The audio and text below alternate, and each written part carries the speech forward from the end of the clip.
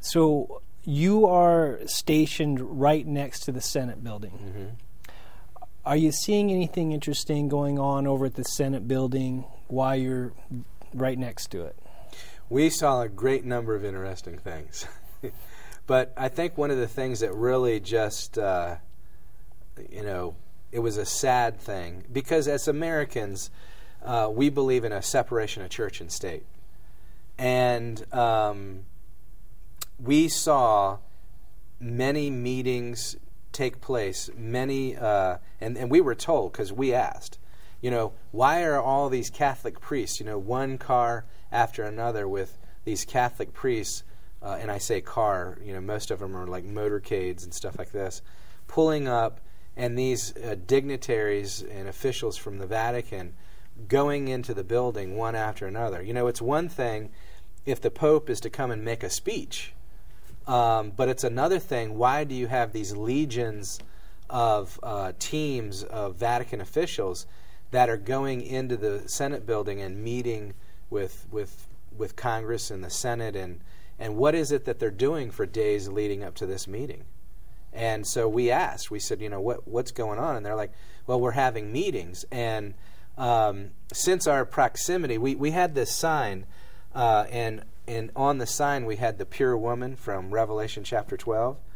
We were under this banner, these are those that keep the commandments of Jesus.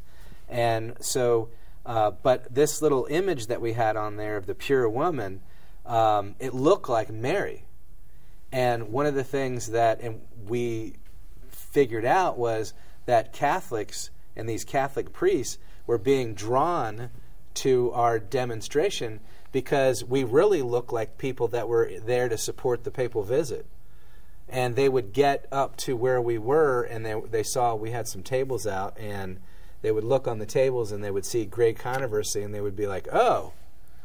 And I said, well, what are you guys exactly doing in here? What are you doing in there?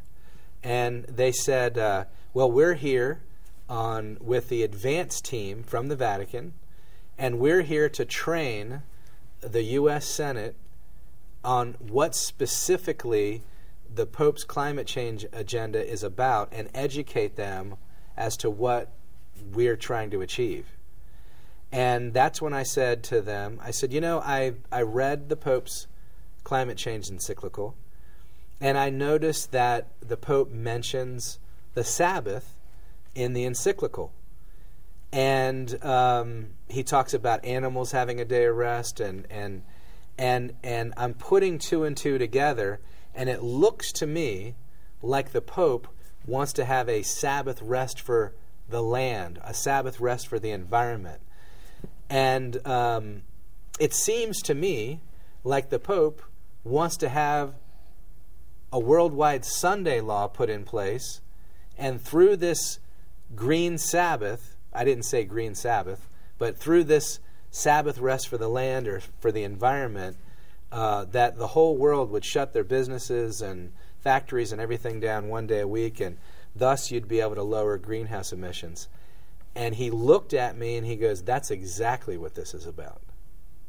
And with that, they just turned on their heels and walked away.